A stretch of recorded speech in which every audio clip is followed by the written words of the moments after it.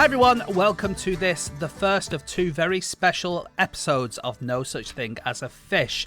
Now, anyone who's into comedy will know that the Edinburgh Fringe Festival has just begun up in Scotland, and we are not going there this year, but what we thought we would do is highlight some of our very favourite comedians who will be up there. So if you're travelling up to Edinburgh, you can listen to this and decide who you like and who you want to get tickets for. These are some of our very, very favourite comedians out on the circuit right now. We handpicked ones who we think you will especially like.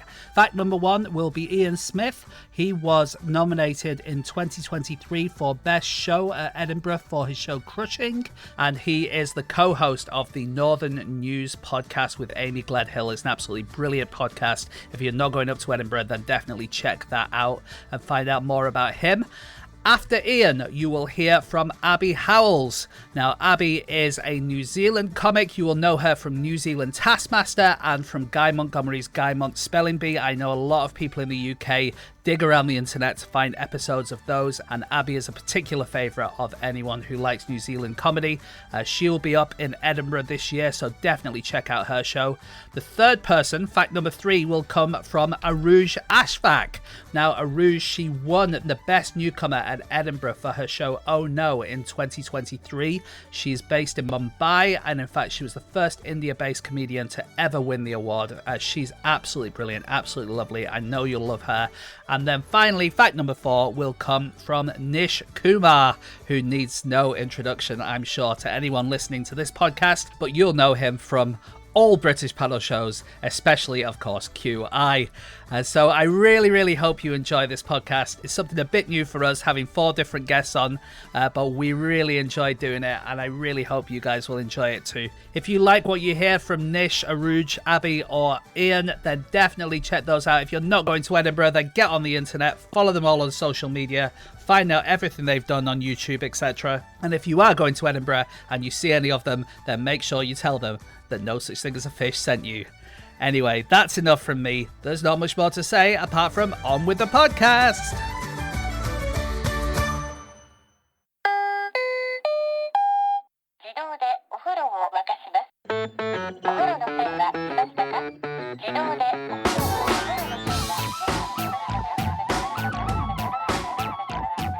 Hello and welcome to another episode of No Such Thing as a Fish, a weekly podcast coming to you from 8 undisclosed locations around the world. My name is Dan Schreiber. I am sitting here with Anna Toshinsky, Andrew Hunter-Murray, James Harkin, and 4 very special guests. And once again, we have gathered around the microphones with our 4 favorite facts from the last 7 days. And in no particular order, here we go. Starting with fact number 1, and that is Ian Smith. At the 2020 British Puzzle Championship, Sarah Mills solved a 1,000-piece jigsaw puzzle in 1 hour and 40 minutes. That's an average of 1 piece every 6 seconds. That's not possible, right? Like, surely. No, I think it's easy, isn't it? Oh, come on. Really? 6 seconds. Sarah Click. Mills listening to the podcast, furious. I don't know. Yeah, well, sorry, Sarah, if you are listening. Click. But that was a long time, right? And at the end, like the last one, you don't have to think about that. Right? Okay, so we can minus the last one and the first one, right? 6 seconds. Yeah. The time is sort of really extended out by that first bit where you're just turning them all around. Oh, And yeah. that first sort of panic. Ian, why are you into jigsaws? Is that why you picked this? Well, not really, no. I think it started because I was in the Highlands. Me and my girlfriend, we walked past a charity shop and we saw like a mad Ravensburger jigsaw, like a really surreal like underwater scene that looked like it had been compiled by a kind of like Salvador Dali-esque artist. And she was laughing at it and she said she'd really love the jigsaw. But the shop was closed. So just by Googling descriptions of what I saw in the jigsaw, I tried to track it down. And we did that. But then I became very paranoid. I think I had this pessimism that as the jigsaw was getting closer to completion, I was convinced that a piece wasn't there. Right. And Ian, I thought what you were going to say is that when you finished it, she was going to split up with you, and the jigsaw was the only thing keeping you together. Yeah. I thought that. So I'm hiding pieces around the house.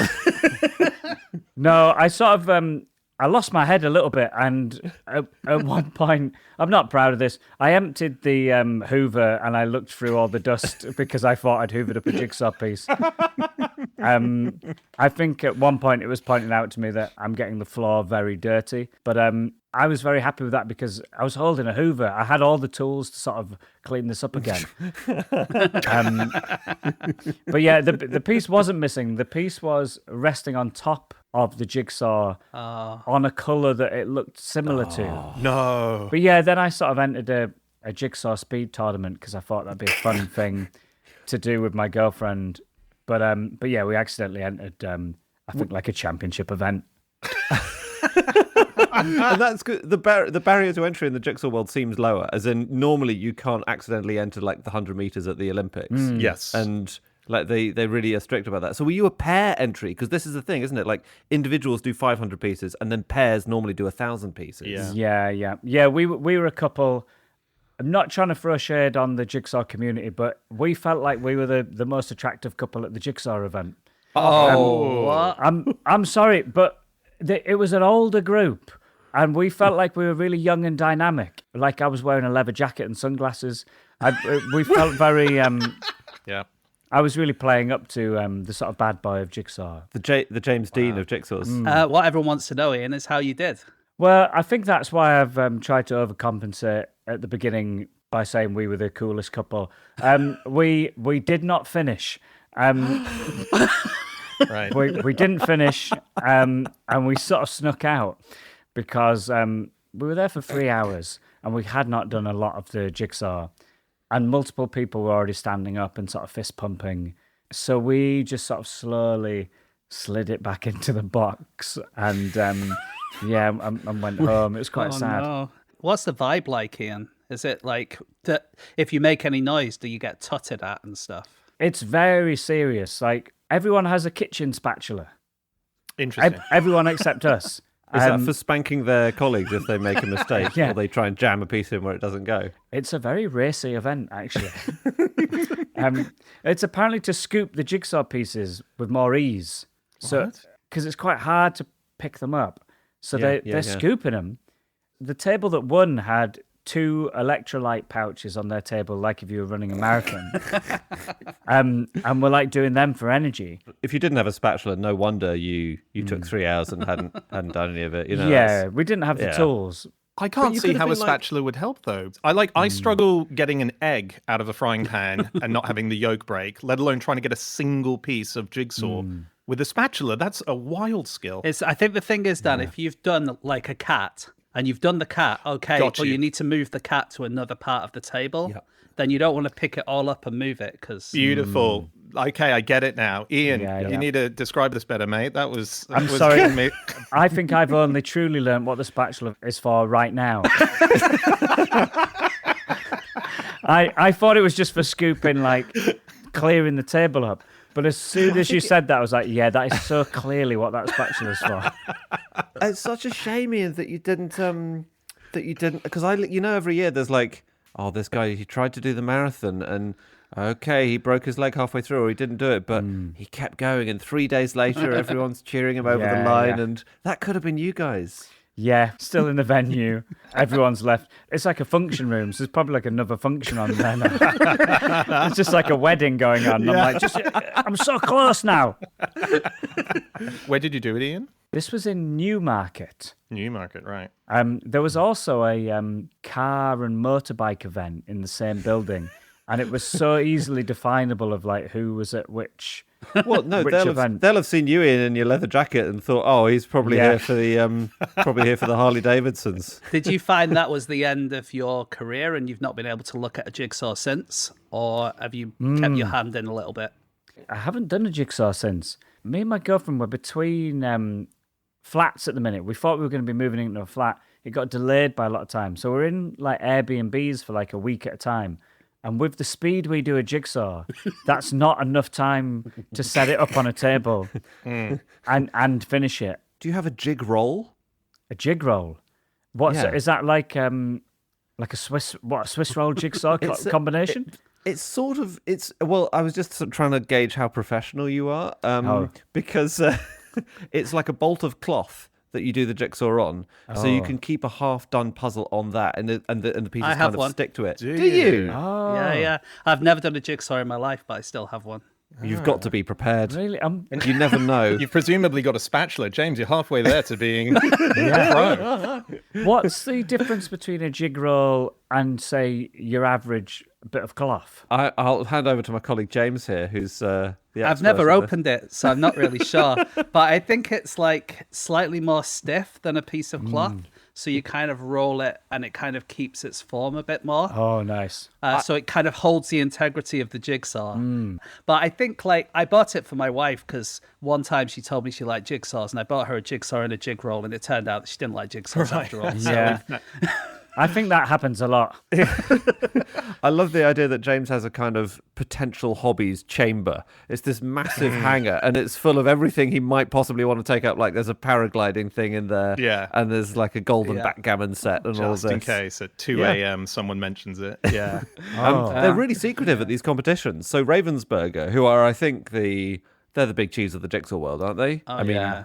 Gibson will try and Oh, say sure. they're a big cheese as Sorry. well, but Ravensburger have Gibson. No, you're they've right. put them in the ground. They've cornered the market and edged the market. Very strong. Very strong.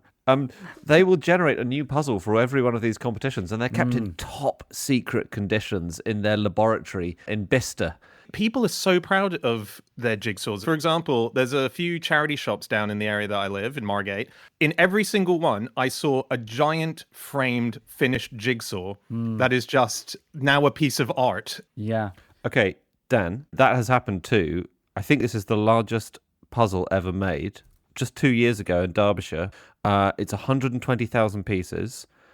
It's 30 centimeters tall, but it's a third of a mile long. Oh, What is an image of? Because it's quite hard to think like a snake would fit in that kind of aspect ratio. Or It's a a worm, sausage. but- It's just a sausage. very long sausage. Hard to do. And that's framed. Yeah.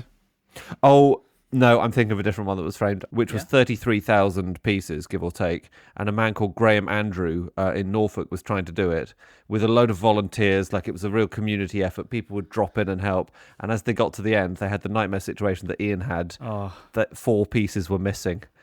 And What? he had already thought of this. He had bought a second version of the puzzle just in case. So they sifted through 33,000 pieces to find the missing 4. Unfortunately, they didn't quite fit because it wasn't exactly the same cut. Oh, God. And he said, Mr. Andrew said, I considered squishing them in, but decided it had to be done properly. So I asked the company to recut them. So the Jigsaw company had to send out, specially print 4 pieces and send them out. And it's done. It's all done. It's done now. And that one has been framed and put up. Do you think the volunteers he got in, one of them thought it is funny to take a piece? It's very cruel, but it would be really tempting to go, I'm going to help out for 2 hours. I'm going to really do a decoy, but I'm pocketing 2 of these pieces. It actually sounds like 4 people had that idea.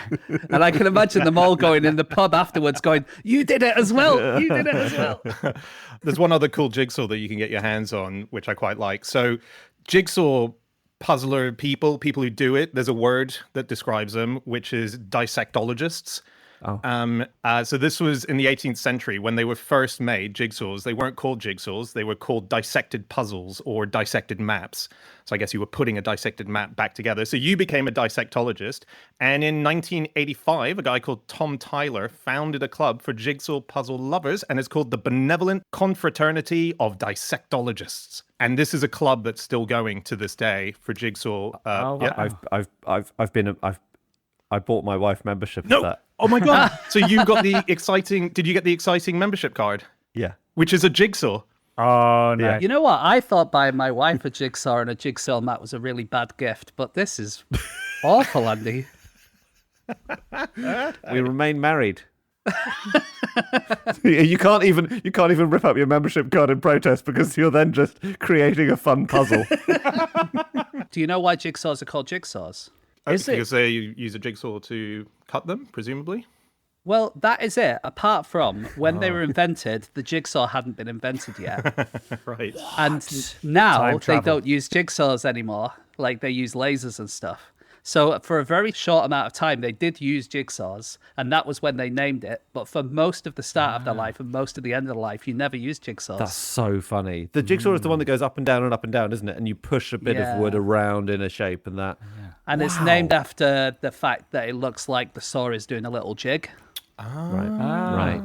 That's good. I didn't know that. Do you propose That's very weird. they should change their name now to lasers? Oh, yeah. I think You'll more be there people would buy them. In your sunglasses with your leather jacket. Yeah, You'll be there, front of the queue. With my Laser Club membership. Go down to Laser Quest, then go down to the Laser Club. All right, well, we need to wrap up. Ian, you're going to be up in Edinburgh, right, with a new show? Yeah, I'm doing a show. It's called Foot Spa Half Empty, which is partly because you've got to name the show in January before you've written any of it. But yeah, it's on at 12:30 in the afternoon at Monkey Barrel. Yeah, I feel very excited about it. It's 20 minutes too long at the minute, but I've got a bit of time to get rid of that. But yeah, I'd love it if people could come along. Otherwise, it's sad if no one else comes.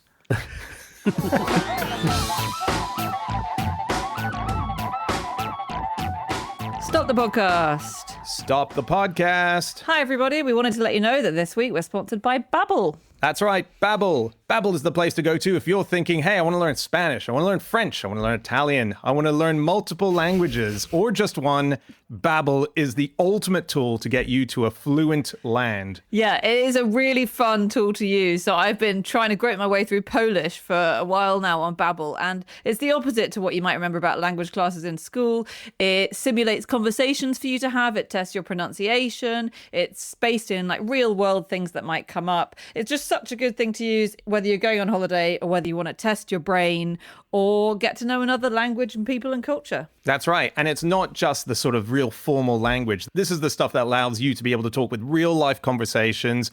The system is amazing. It's got advanced speech recognition. It's got cultural insights.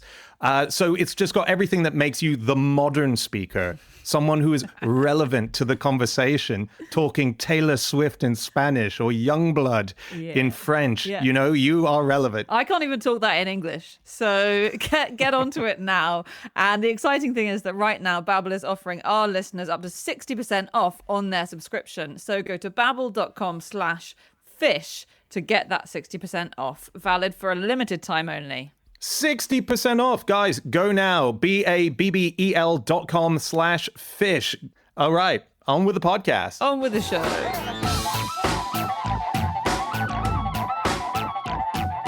Okay, it's time for fact number 2, and that is Abby Howells. My fact is, in 1386, a pig was put on trial for murder. Okay. What? Okay. Yes. The pig was a bit naughty. It did maul a child to death. So Oh, wow. This got Pretty dark grim. quite quickly. yes, but I have one fun fact that will hopefully lighten it up. on. It was executed via hanging, but they dressed the pig in human clothes to kill it. Good stuff. You're right. There's not enough fun in execution, is there? And that really sends a message that it can be done. I mean, it's pretty grim, eh? Dressing a pig up in a Pretty waistcoat and then hanging it. Oh, come Can on. I- It's a Yeah. funny image. Until the hanging, it's a funny image. Can I make it even more grim? So she had 6 piglets and they were all put on trial as accessories to murder. What? That's really unfair. And Were they they were found found guilty? guilty. They were found guilty, but they were acquitted on grounds of youth and that the mother had been a bad example to them. Okay. Did they get a better lawyer for that bit of the trial? Because Yeah. clearly the first one didn't do a great job. Yeah, the pig represented themselves, and it was a mess. You're crazy. Get a lawyer. No, this is fine. This is my moment. I can do this. And then all else I found about it is the actual hanging as well. They had to give the hangman a new pair of gloves.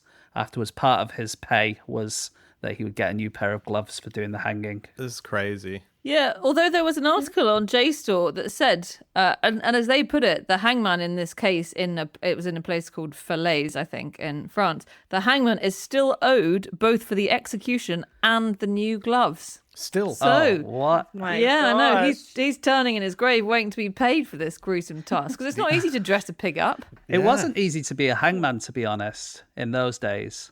Like, you would get your own house and you'd get fed and you get loads of stuff, but no one was allowed to come near you. No one was allowed to touch you. No one was allowed to talk to you. You'd be like a special person in the town, but you would be completely away from Do you everyone. think that the dressing the pig up, who was ordering that? Was that was that the hangman who was like, listen, I've got an idea. It sounds a little bit crazy. I think maybe the local tailors. Oh, a And bit of then- advertising. Yeah, and then the local glove makers were like, I'm getting in on this as well. Yeah, because a lot of people went to watch, so you've got a big audience there. Well, Look how well tailored that is. I read one account that they put a human face mask on the pig as well. Oh, But there's many no. accounts, so it's hard to know which one necessarily to trust. But I was reading a long article in the Medievalist, which is a site that talks about all the stuff that was happening back then. They said that in the 12th and 13th century, that the reason a lot of animals went on trial in this period, so something like 85 examples that we know of, the reason they were happening was law suddenly became a bigger thing in more places around Europe. And so there were way more lawyers than they had cases to deal with. And so they needed to get practice. And so quite often a lot of lawyers would defend a pig and try and get it off using new methods and like, oh, I tried this new thing out to the judge didn't like it though. Damn it. Okay, won't do that with humans. So it's just like a testing ground. Because they found cool ways of exonerating their clients, I guess. There was a 1500s French lawyer called Chassenet who built his whole legal reputation on being the counsel for rats that were on trial for destroying a field of barley. And first of all, so they didn't turn up to court when they were summoned. And he found this thing in the law that said that if you could plausibly have not seen the notice, then you don't need to turn up. And he was like, these rats live in loads of different places. So then every single parish council, like within a 50-mile radius, had to put a big announcement out saying, okay, all rats need to come to court on this date. And then when they still didn't appear, the lawyer said, actually, there's a thing in the law that says if a person's cited to appear at a court, but they can't come safely, they are allowed to refuse to obey. And of course these rats can't come safely because of the unwearied vigilance of their mortal enemies, the cats, who are always waiting. I was just wondering, like, in terms of practicing law techniques and stuff, was it all that showmanship, the razzle dazzle that we see? Like, I've got a surprise witness. It's like, a dog. And the dog's up there with like a cigarette, like, you'll never crack me. Everyone's going, where did he get his suit? It's stunning. The tailor is good in this town. I think one other theory is that if you were a landowner and let's say someone ate all your barley, some rats did, then you would want some money back for it. But you couldn't do that unless there'd been some legal process and someone had been found guilty. And so that's why these rats were put on trial, so that the owners would get something. Right. Abby, is this a personal interest of yours? Did you study animal law at uni? Well, kind of. No. Well, I do. Okay, here we go. I have a PhD. And my PhD is on women in prison and the way they're portrayed in television, film, and theater. Wow. It's not a good PhD. I don't entreat anyone to find it. I barely scraped in. Like when I handed it in, they were like, "You serious?" And I was like, "Please, I beg." And they're like, "Oh, all right, it's embarrassing for us if you don't pass." But basically, a big chunk of my thesis was on public executions and like the spectacle of them, because they were like, that was the entertainment. Like you'd be like, "Oh, Friday night, what are we gonna do? Should we pop down, see a lovely execution? Someone's been treasonous." Well, and if it's an animal being executed, like that's even better. That's more of a pull, isn't it? Because it's still a bit more rare. And you can all have a barbecue Yeah. afterwards. Yeah, I did wonder about that. Did they eat it? It feels like in those days, you wouldn't want to waste a pig, even a naughty one. Yeah, and one dressed so dashingly. Yeah. And one of the theory as to why they did all this stuff is because it just showed that the authorities were doing something, right? So all bad stuff's happening. People have been, lost their barley, or their animals have killed people. And they're like, okay, well, we have to show that we're not just sitting back and letting this happen. So we're going to put something on trial. And quite often, like if your barley got eaten or whatever, it would be like all the mice are in trouble, but they would just pick one mouse and then put like a show trial on for that one mouse. That's a fiddly job for the tailor, isn't it? The mouse one, yeah. That's a challenging one. And probably a carpenter, presumably, has to build a tiny dock for it to go into. What a gig. Yeah. And I think people think maybe it didn't happen in England and Scotland and Wales. It was just Western Europe, like Switzerland, France, Italy, because we had jury trials. This is what a BBC documentary said. We had jury trials, and it would be harder to, with a straight face, present a full jury with these cases. Your jury is supposed to be 12 equals, right? Your so peers. you'd have to get 12 pigs. Exactly. Yeah. That's a chaotic courtroom, isn't it? Yeah. I'd love to know more about the hangman, who, as was being mentioned before, is so isolated from the rest of the community that they presumably are just told, you've got a job today, you've got to kill someone. And they just keep rocking up. And he's like, what the fuck is this? It's a mouse. It's like, it's we've sort of expanded your brief recently. All right, Jesus, how am I going to get the noose around? No one prepared me for this. There's actually this hangman in New Zealand. Like, we had a murderer called Minnie Dean, and she's one of our most famous murderers here that we have here in New Zealand, and she murdered children and put them in hat boxes. When was this? I think maybe I want to say late 1800s, early 1900s. Oh, it was a long time ago. Long time ago, yes. And she was found guilty and sentenced to execution, and they could find no one to hang her. No one wanted to do it. But they had this guy that basically had hung up his noose a long time ago. And then he'd gone to live in the bush. And they were like, we got to get this guy. He's the only one. And then they found him, and he's like, I'll do it, but with one condition. I want to spend 30 minutes with her in the room. Oh. And so he went and spent 30 minutes with her. And then he was like, I'll do it. So she must have been a punishing hang. What happened in that 30 minutes? No one knows what they talked about. That's a film. Yeah. Yeah. I'm sure some very mediocre play scripts have been read about that moment. I hope so. Pigs are still getting in trouble these days. Are they? Lots of naughty pigs around. Well, I just remember that great story of how Peppa Pig had an episode banned in Australia because she makes friends with a spider, and they couldn't play that over there because it taught young kids to go and walk up to... Because didn't she say, spiders are our friends and they can't harm us or something like that? Yeah. But I don't think Peppa's met a funnel web, so it sort of was a big problem over in Oz. And I think in Korea, she was banned for, it was gangster-related stuff. What? I haven't seen that episode. I know, I've just pulled that from somewhere in my head. Is it because she has a different number of digits? Yes. That was a thing. Who was that? That was in banned. Japan, I think. Was that Postman Pat or someone like that who got banned because they were Maybe. like the Yakuza with 4 fingers? I know there's one episode of Bluey you can't watch in America. Oh, yeah. Why? Can you guess why, in fact? Okay, so... So we all know Bluey is an amazing kids show, and it's about 2 dog parents and 2 dog kids. Yeah. Okay. Anti-gun. Bluey wants a gun, and they say, Yes. no, Bluey, naughty, no guns. It's close, in fairness. Oh, what Shall else I do tell you? Americans do? The death penalty. Was it the death penalty one where they execute? Yeah, Bandit Bluey? was executed. Yeah. No, it's not that. What it is there's an episode where Bandit, who's the dad, gives birth, or it looks like he's giving birth to a baby. Oh, yeah. And it's not really happening, but he kind of finds himself in this position where he's laid down in a paddling pool and it looks like he's giving birth.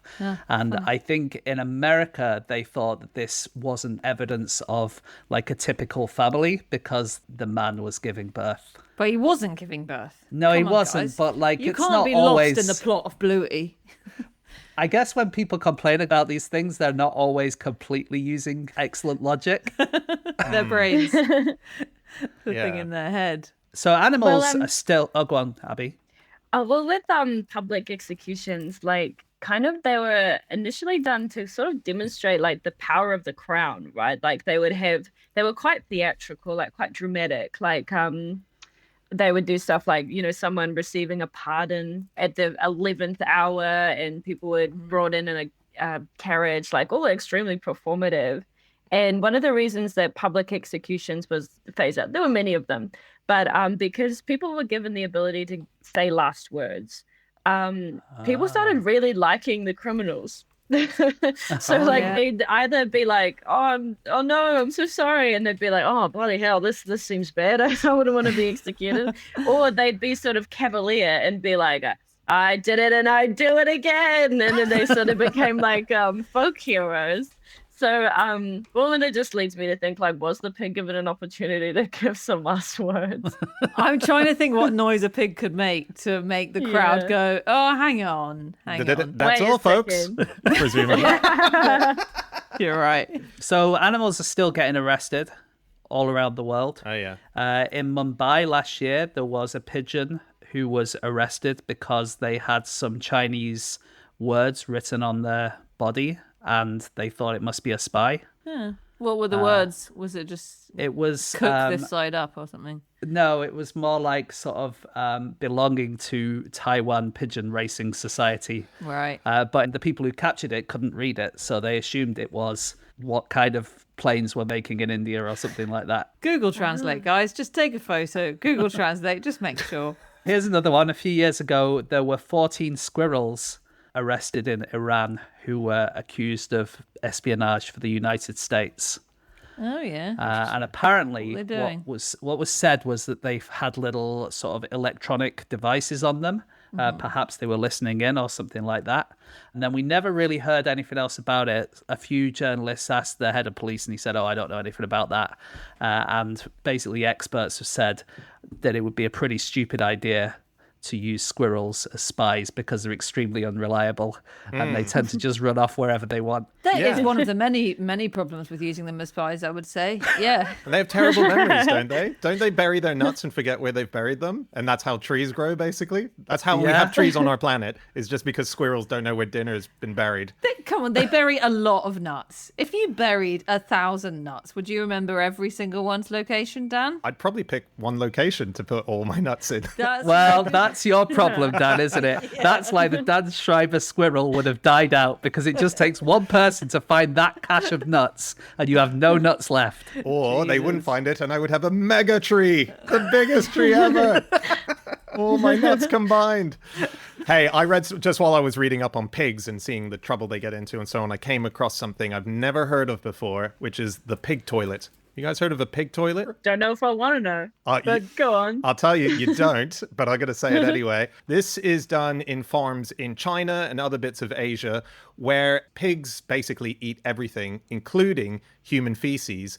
And so what it is it's a toilet whereby a tube is attached where the feces goes down and it lands in a big bowl for the pigs to eat. It's their food bowl, basically, is the end of a human toilet. It's a real thing, the pig toilet. If that was me, I would maul a child to death. Yeah, and, right? That's what I'm saying. If I was the defense lawyer, I'd open with that. Maybe stop shitting in its food bowl. Maybe that's the start of the problem. Who's the real animals here? Yeah. We need to wrap up. Abby, tell us about your Edinburgh show. Where are you going to be? Hello. Yes, I'm coming to Edinburgh all the way from New Zealand.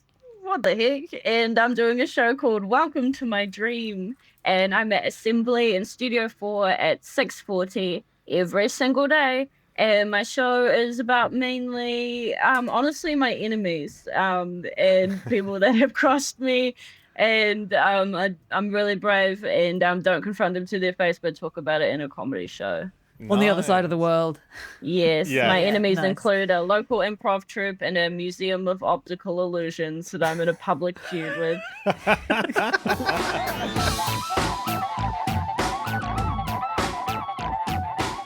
Okay, it's time for fact number 3, and that is Urooj Ashfaq.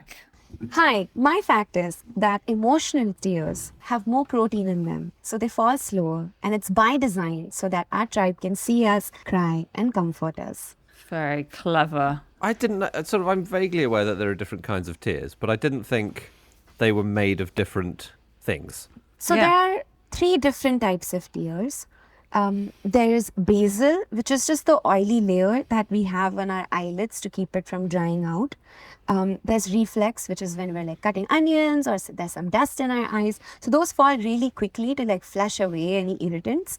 And then there are emotional tears, and they have the highest amount of protein levels, so they fall slower and they look more dramatic and sad.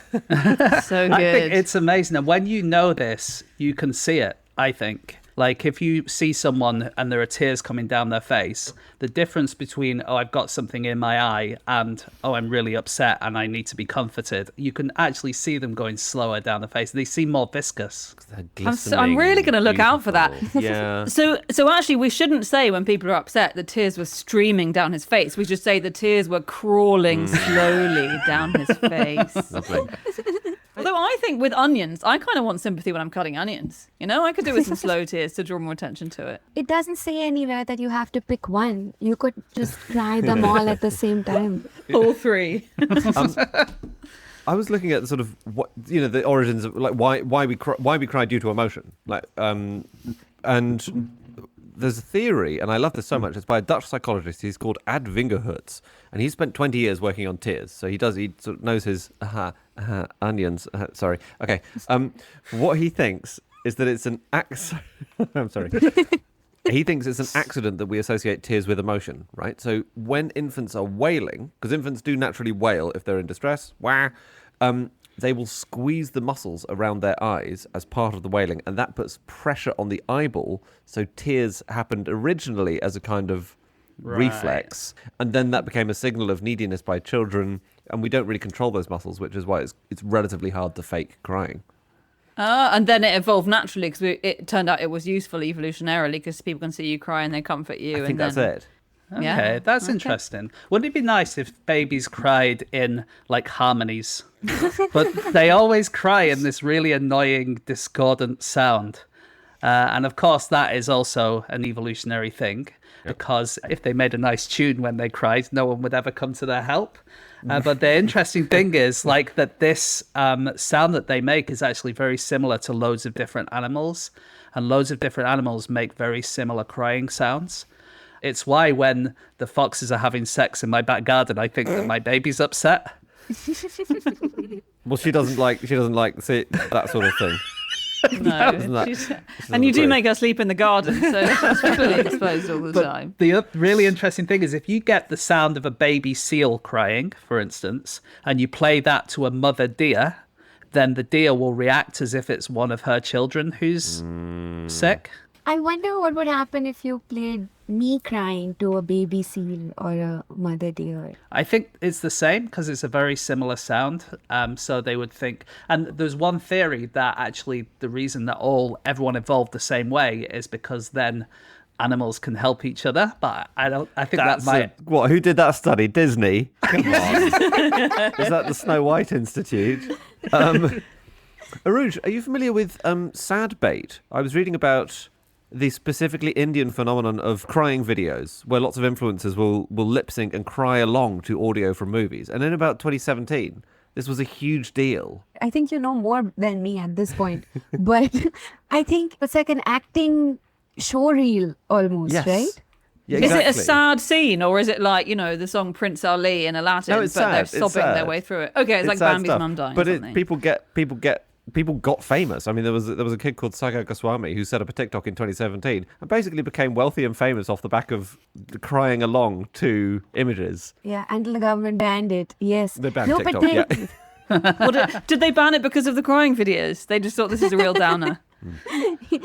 this is bumming the whole country out. Are you thinking this could be something where you could make your fortune, Andy? Is that why you're... I'm always on the lookout for content. You know me. I'm content, and I cry a lot. So let's marry these. One of the problems with studying crying and its effect and Tisner effect is that it's quite hard to make study participants cry on demand. So do you guys think you could cry on demand? I could. No, Could you? Could you? Really? What would it take? If they showed you a sad film, you'd be up for it. Yes, or just let me be by myself for a bit. I think I could get into it. Usually, always on the verge of tears anyway. So. Well, that actually makes me quite tense here now. Good. Have you ever done any acting, Urooj, where you have to cry? In my stand-up bits, I have a whole bit about crying actually. So I almost pretend to cry on stage, and everyone was like, "Oh my God, is she really going to cry?" And I said, "No, this is just years and years of practice of just being sad." And what is your trick? It's like you think of a sad thing, or Yes, if I have to really make myself cry, I think of a sad thing. But otherwise, I just make my crying face, which I have a lot of practice of. Because I'll be honest, when you cry as much as I do, you do end up looking in the mirror every once in a while. You're like, what am I looking like right now? Yeah. Have you ever done that? looked in the mirror and cried? James is a blubber. James lets on that he's one of the strong and silent types. Actually, he's incredibly in touch with his feelings. I am. As soon as this Zoom goes off, I'm going to be in the garden. The foxes won't know what's going on. I am interested by how people make other people cry, though, because there was quite a famous study about how female tears make men less aggressive, which is quite interesting. And they got 25 men to smell vials of tears that women had cried out. And they found that they were 44% less aggressive in video games afterwards, whatever they were playing, GoldenEye or Diddy Kong Racing or whatever. And they got 100 women to come and donate tears, and only 6 of them could produce the necessary amount. Really? Yeah, so I really, you could volunteer yourself for science, Urooj. That would be great. And I'm always crying because of men anyway. So it's like a full circle. I was looking into what makes Americans cry and the circumstances under which they cry. Have you ever cried at home, at a funeral, in your car, that kind of stuff? All of it, in every single category, women say they cry more than men, or have cried more than men in that circumstance.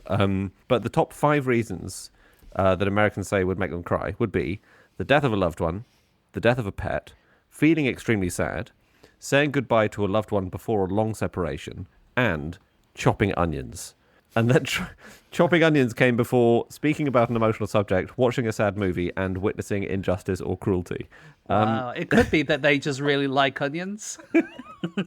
What about sporting events? That's the only time when I feel emotional, really. Oh, yeah, actually, the Wimbledon women's tennis final, I was almost crying along in sympathy this year. Oh, really? That was tough watch. Yeah. I read that in 17th century America, if the bride didn't cry, like furiously cry when she was getting married, they would accuse her of being a witch. Because they believed that a witch could only shed 3 tears at a time through her left eye. So, Oh, wow. it's So not only do specific. you have to cry, you've got to make sure that right eye cries. Yes. Yeah. I mean, a wedding's a happy occasion. Should you be sobbing your heart out? Maybe Tears of you have happiness, Anna. Tears of happiness. Yeah, I think to be safe, you'd have to make sure you married an absolute bastard so you could guarantee crying on your wedding day. Have you guys heard of tear catchers? These are really cool. No. No. So they're a little bit of glass that you put underneath your eyes.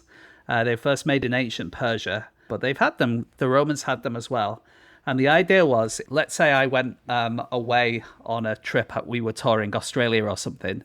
I would give my wife one of these and she would keep it underneath her eyes.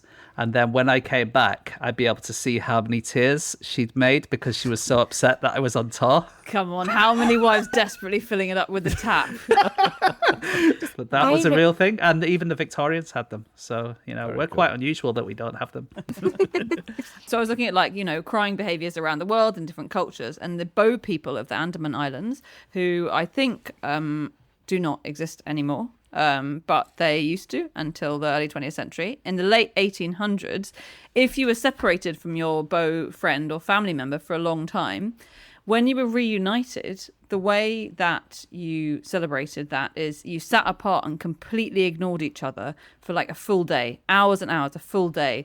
And then, as soon as dusk fell, you turned around and you flung your arms around each other and you cried for an hour. Wow. Isn't that interesting? Yeah, Wow. very choreographed reunion. It's a bit like coming home to a dog, though, isn't it?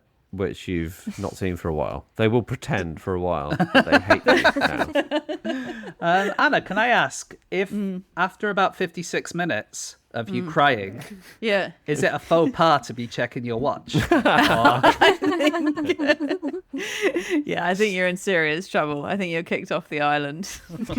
Do you know that tears are like fingerprints? So everyone has completely different tears. But that's very rarely useful in a burglary investigation. That's why I always leave Bambi on when I leave the house. I just make sure that any burglars had a bit of a week. But yeah, because they all have different organic substances, different molecular makeup. So you could just plant evidence then. You just make somebody cry, collect their tears, and then leave it at the scene of the crime. Really good It's like a idea. fingerprint. Yeah. I think, could Okay. you edit this so I can actually use it in real life and they can't trace it back to me? Mouse tears are erotic. Oh yeah, I always said it. Yes. Yeah, look, we all knew it. It's two other mice. But it is quite cool. It's male mouse tears. So they cry and they lubricate their eyebrows. Their eyebrows? No. their eyeballs. Oh. Everyone loves a wet eyebrow. And then they spread their tears around their body and they groom themselves with them. And they found out that if a male mouse is crying and spreading its tears around its body and the female mouse comes into contact with it, she will engage in lordosis, which has always been one of my favourite words, which is where a female mouse or animal raises their rump up to say, do come in. So that's... You have that on a little mat outside your front door, don't you, Anna? the picture of me just bending over with my bum out. Yeah. That's so refreshing because men have the opposite reaction to my tears. They leave. They're like, bye, this is weird. No, that's them showing you their bottom. You've just misinterpreted. They're saying. All right, we should wrap up. But before you go, Urooj, I believe you're going to be in Edinburgh and not just hanging out there, doing a show, correct? Yes, I'm doing my solo show. It's called How to Be a Baddie from 30th July to 24th August, 6:25 p.m. at the Monkey Barrel. I will be a bad girl at the Fringe this August. Thank you so much for coming on.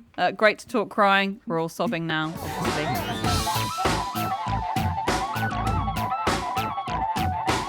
Okay, it's time for our final fact of the show, and that is Nish Kumar. In 1967, for 8 dates, Jimi Hendrix supported the Monkees on tour in the United States of America. What a privilege for him. I was trying to come up with like an analogy of who it's like supporting whom these days. Is it like Leonard Cohen supporting Sabrina Carpenter or something? Like, is it? Well, Maybe it's like Kendrick Lamar opening for the Wiggles or something. Maybe we're being a tad unkind to the Monkees, who did, in spite of the fact that they were sort of a confected band for a television show, definitely had sort of some musical talent. Not that I'm denigrating the musicianship of the Wiggles. yeah, thank you. I was biting my tongue there, but yeah, Kendrick and the Wiggles. Are you kidding me? That's my dream gig. So who is this Jimi Hendrix guy? I think we should get into that. Yeah. Who the hell is this Jimi Hendrix man? Yes. And actually, he wasn't the biggest thing in the world then, was he? What was it? No. Was it 67? Yeah, he did this famous performance at the Monterey Festival of Pop because he is American, had been in America for years and years. Then in 66, he's performing on his own after having spent a couple of years as a kind of sideman playing in clubs across the South. He's then in Greenwich Village performing kind of with backup musicians, but on his own at the Cafe War in New York. Chaz Chandler, the recently ex-bassist of the Animals, sees Hendrix and thinks, right, I'm taking this guy to England. I'm going to find 2 British musicians to back him up in London, and then we're going to put together a band. That happens. And then from total obscurity, he becomes the hottest thing in London. McCartney recommends him to the Monterey Festival of Pop. He then goes to Monterey Festival of Pop and sort of gives one of the kind of seminal performances in the development of popular music because he's a fusion of psychedelic rock, and a lot of that was accelerated by new guitar pedal effects that were coming through that he was often the first person to actually have access to. But he creates this kind of sound that fuses psychedelic rock with some very, very traditional orthodox blues music, and he's dressed in a way that no rock star is dressed. And then at the end of this performance, he does a cover of Wild Thing by the Trogs, and then he sets fire to and destroys his guitar on stage. Oh, is that moment? Oh, wow. Yes. The performance is extraordinary because also, it's a hippie crowd. They're sort of, when he sings, he's got a very beautiful, delicate song called The Wind Cries Mary, and the hippie crowd is very enchanted. And then people are just very quickly horrified as he, let's not beat around the bush, simulates sex with his guitar for an uncomfortably long amount of time, and then sets it on fire and smashes it on the stage. And the monkeys are watching, and they think And- this is the support act we've been looking for when we played Last Train to Clarksville. Well, Mickey DeLentz, who's in the Monkees, that was the second time he saw him. So he actually saw Hendrix in America, Greenwich Village, I think, and he saw him playing with his teeth, and he was like, "This guy's amazing," but he didn't get his name. So when they were at the gig, he was like, "That's the teeth guy. We've got to get him." And to be fair to the Monkees, they knew their place in rock music, and they knew what his emerging place might be. They thought, wouldn't it be awesome to get to watch Jimi Hendrix every night on tour? That's what they wanted. You said it was for 7 or 8 nights, so presumably this was not one of the great marriages of No, rock so history. it sort of became quite quickly apparent that this was a mismatch, even though, as you say, Dan, the Monkees were real Hendrix fans, and so would often sneak into the audience just so that they could watch him perform to an audience of Monkees fans who were increasingly frustrated. Well, apparently, one of the things that is said about the concert is that when he tried to get them to sing Foxy Lady, they would yell back Foxy Davy after Davy Jones, one of the members of the Monkees. Yeah, it was not a solid artistic match. But also, Hendrix had some experience of doing this kind of thing because he had opened for Engelbert Humperdinck in England No way. the year before. Because I guess at various points you're sort of, especially at that time where the kind of touring circuit was just starting, there just weren't that many musicians that fit into the category of popular music. We hadn't yet managed to silo everything off by genre. But I think the issue is almost that the Monkees' audience was children and their parents, and I think that is the thing that kind of that's the thing that creates the issue. And he wasn't a big fan. Apparently, he referred to their music as dishwater. So it's not the best compliment, if true. Poor them. So he's looking down. He disdains this audience so much who disdain him in return. And then they basically shout each other off the stage, don't they? He just eventually said, "Sod this. These guys hate me. I hate them." Really? Yeah. Listen, I'll say this from personal experience. I know what it's like to have a bad gig. I've had a few bad gigs in my time, and I know what it looks like when an audience turns on a performer. And let me tell you, it's not pretty when it's 30 people, but I imagine when it's 10,000 people. Yeah. Those Wiggles crowds are tough, man. They are hard to win over. You mentioned The Wind Cries Mary, which I agree is a really lovely song. I didn't realize what that was about. And it's just about lumpy mashed potato. Yeah. Is it? Stop it. Yeah, it's just about he had a fight with his girlfriend, Kathy Mary Etchingham. Apparently they had fights a lot. And again, you always picture someone like Jimi Hendrix. They've got to be having these really passionate fights about huge issues. No, the thing they always fought about was her shit cooking. And in 1967, he had a big bitch about her lumpy mashed potatoes. She stormed out, smashed some plates. And The Wind Cries Mary is the song he wrote that night. It has the lyric about picking up broken pieces on the floor, him sweeping up the bits of plate. There we go. That's all it is. Wow. That's great. Nish, I'm taking it you're a mega fan, right? From everything you've said so far. Yeah, I'm a big Jimi Hendrix fan. So the first album I ever bought was a Jimi Hendrix album, which was great. That's a great first album to have bought. The first single was Bewitched, so I sort of Wow. it's a mixed grill. My More taste. Monkeys kind of influence there. Yeah.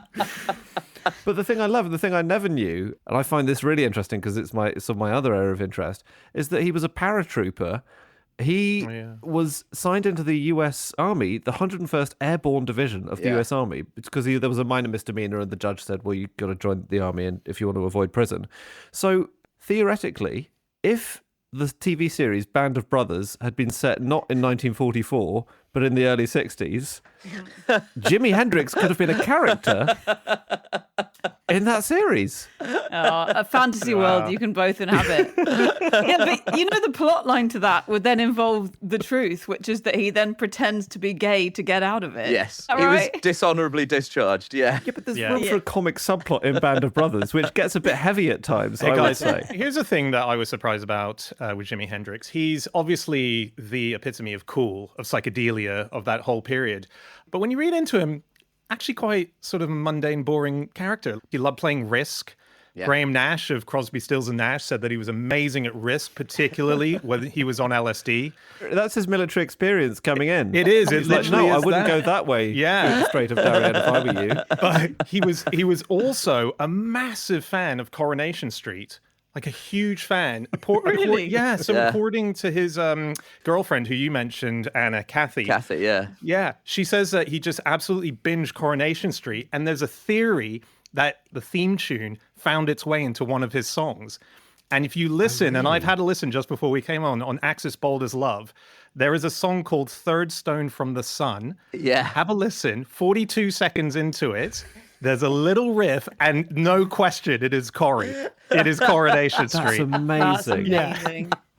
Fantastic. All of these amazing artists, like they do have the reputation for the drink. There was lots of sex and drugs and rock and roll in Hendrix's life, but also they just have to work incredibly hard for years. Like Hendrix that just did hundreds of hours of recordings, all of this, you know, like he worked so hard all the way through. And all just sorts of also, things. he was living in England in the kind of era of, what, was it been 2 television channels or 3 television channels? Like, he was not spoiled for choice. So he's like, well, I guess Corrie's on. I've got another Corrie link, I think, because I read that he didn't like anyone seeing him with his hair curlers in when his hair was being got ready. No, and that's a Corrie understandable. thing, isn't it? They've always got their curlers in. It's a tenuous link, but we'll accept it. I think he was a bit paranoid about his coolness status because I read, and I think I verified this, maybe you'll know Nish, but in the song If 6 Was 9, there's a bit where he plays the recorder and he bought it apparently off a street vendor as kind of a joke, and he plays the recorder at the end. It's a weird sound. There's often chat online saying, what's that weird instrument at the end? But it's listed on the original album. It's credited as. It's credited as a flute. Yeah, it is, yeah. Apparently he was embarrassed. He didn't want to go down as embarrassed that about bloke. playing it.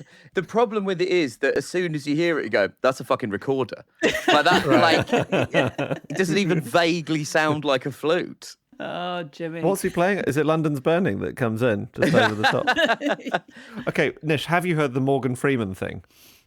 What? No. It's a theory that Hendrix didn't die in 1970. He faked his own death, and since then he's been living as Morgan Freeman. What? It's a big theory online, yeah.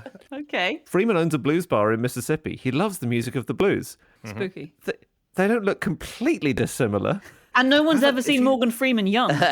Well, Morgan Freeman's first film credit was in 1964, which is 6 years before Hendrix died. But if Hendrix had been doing the groundwork, he could have created the character and just been slowly starring in movies throughout the 60s. I mean, it's a pretty it's pretty out there. Maybe Morgan Freeman is, you know, when Bowie became Ziggy Stardust, sort of exclusively in real life for a period. Maybe Morgan Freeman is his Ziggy, but he just hasn't broken out of character yet. He's just become too immersed. Hey, here's a cool thing that connects Jimmy to the world of British comedy. The cover of Axis Bold as Love, you might remember it. It's a very it has Hindu gods in the background and very colorful. That was designed by Roger Law, who created Spitting Image and all the fights of Spitting Image. Yeah, That's great. Oh my Yeah. God, that's so really cool. good. Are you guys familiar with Cynthia Plastercaster? Oh, Yes. No, How I'm not. familiar? Be Oh. honest. Can you explain what he did? Well, I believe Cynthia Plastercaster used to make plaster casts of the genitals of famous people in the 60s. That is correct, except the thing is, everyone always says that. When you look up the list of people she made them for, I think most famous people said, I'd rather you didn't make a plaster Yeah. cast of my penis. Yeah. okay. What, One of the isn't only there an people easy who way of did say avoiding it. someone making a plaster cast of your penis? Well, yes, but Jimmy didn't. He's got the whole plaster cast. Isn't that an amazing thing to do? Yeah. To Was just it- say to this random weird lady, kind of groupie, yeah, I'll shove my erect penis into your plaster. No one wants flaccid plaster cast. You're right. And there's no so details funny. on how it was made erect, whether it was a little bit like when you give a sperm donation. I don't know if they send you into a room with a bunch of magazines. There was a heavy inference that she was part of the. There was no magazine in the waiting room. She was the magazine, exactly. She was the How? yes. Well, where is this plaster cast now? It's in the Iceland Phallological Museum, actually. If you Get want to out. pop Is it over. really? Yeah. Yeah, I think so. Wow. Have you seen it, So Nish? funny. I have not. Have you been over? Not that big a fan, then. My Hendrix fandom has not extended Call to yourself going a fan. to visit the plaster cast of his penis. Listen, if I'm in the area, of course I'm taking a look at it. Of course I'm taking a look at it. Have I seen it on Google Images? Yes. But that's not. Let's move on. Move on. Is it my phone wallpaper? Yes. Move on. All right, look, we need to wrap up. Nish, you're going to be in Edinburgh, right? Yes, I'm going to be at the Edinburgh Fringe Festival, and I am very excited about it. And this is not me stalling for time whilst I Google what time my show is. My show, which I know the time and location of, is at 5:10 in the afternoon at the Assembly Theatre in George Square. Do come along. I will be there. I cannot deliver performance dynamics on a level of Jimi Hendrix, but what I can promise is I will be there on time. What a sell.